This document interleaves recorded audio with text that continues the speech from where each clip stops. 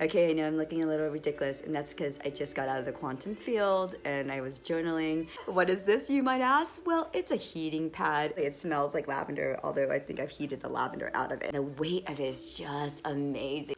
I did just get it off of Amazon, and I sent all of my loving care taker moms and besties this for Christmas. So that's how much I love this thing. It's the simple things in life. Enjoy all the little simple things. And then this is my eye mask. This one here has a little gel pad in it, which I heat up. But I love this one because this one will also have pressure on your eyeballs. Sometimes I feel like I want pressure on my eyeballs and sometimes I don't. And the reason the eye mask is so amazing is that it helps you get into the quantum field faster and really blacks everything out. I like to wear it on my forehead as well because it helps pull up the neurovascular nerves, and it helps me get more blood flow here, and also helps activate my intuition. So sometimes I would just wear it like this and I'll wear it around the house, as you've seen in some of my other videos. But then this helps me just turn off, unplug, and black out, and so then I can come back. So I just got done journaling, and one of the things I'm reflecting on is the movie Everything, Everywhere, All at Once. Everything, Everywhere, All at Once. And I love this movie, and I'm gonna rewatch it again today because it is so intense and there's so much to it. Even though it can have quirky things and certain theories, and like it's very like kind of like Marvel comic movie-ish, you know. So you have to have an open mind and like love these kind of movies. It is so deep and there's so much truth in it. After you watch it too, you will never see a bagel the same, or when you eat a bagel, especially the everything bagel, you will never be the same. You will never be the same with hot dogs as well, and some of these theories that they have. And so, I don't want to give away the movie, but if you watch it, you might want to purchase it so you can rewatch it, or have time to rewatch it again in a couple days and then watch it with a friend. Because it is really that funny, that good. It examines existentialism, which is a theory that approaches the existence of life and a person and their free responsibility and determining their own development through acts of will. And then nihilism, which is views within philosophy that neglects, that rejects like the generally accepted fundamentals of life. And it's the search for truth and knowledge and morality and meaning. So this movie is really quite complex and so brilliant. So brilliant. But it's funny too. And so it talks about how all of our decisions in this universe, and there's multiverses, can affect other universes. So just like the movie Doctor Strange and the multiverse, what we do here impacts others, and that nothing is real. Nothing is real. It's all made up.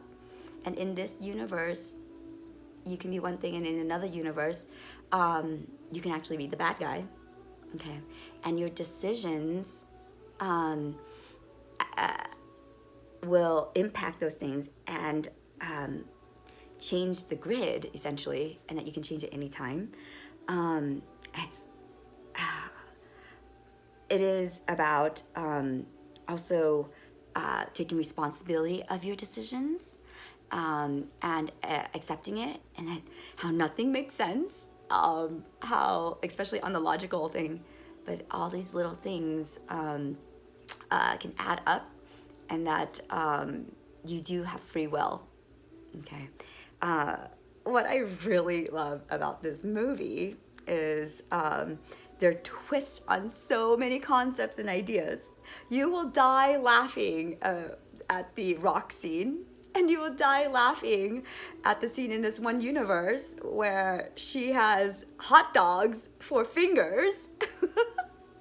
And then the twist around that is that your circumstances are all there for you, and that you can change it for a good, and that there is a way around it. And so, like, for instance, because of the hot dog fingers and floppy fingers and all the things that they do with it, that is so funny when they slap each other. That there's a scene that afterwards, like, to combat that and to really move into creativity and love and flow and doing their work, they learn how to play the piano with their toes. So I had so many different thoughts about this, especially with Michelle Yeoh's character, which her name is Evelyn. And in this one multiverse that she's in, she accomplishes nothing. She's depressed. And in this universe, she is like the most depleted, where like it's pretty much like failure in everything. Yeah, but the twist on it is so good. And during the movie, you always wonder when it's like the Matrix, you know, like when she's gonna download something and she learns kung fu, or but that doesn't really happen. Not to spoil it, but like you always wonder when the superhero is gonna come, and it's like but they have so many good twists on it. Her character reminded me very much of myself, because it's an Asian mom that feels like she has to do everything, and the pressures and the obligations, and then there's one thing with like regret of her marrying her husband, and then there was a part of it that really triggered me and got me to a place where like I kind of regretted perhaps being with Bella's dad, you know. But then in essence, though, it was the greatest gift, because he gave me so many wonderful gifts as well. And the most is my daughter, Bella. And so Michelle's character has a daughter named Joy. And Joy is the joy of her life. But Joy actually is taken over by an evil entity named Jobu. And the creativity with Joy's character is amazing, with like all of her costuming and her acting, and the lesson is really, really deep. And how she goes into despair and anxiety, not ever being good enough, and then she becomes a bad guy and like kills like a lot of people, and then it's like Michelle's way of trying to save her daughter, and like how like nothing makes sense in this logical world, and the theme of that it doesn't matter, and then it's just the pain and the disappointment of life.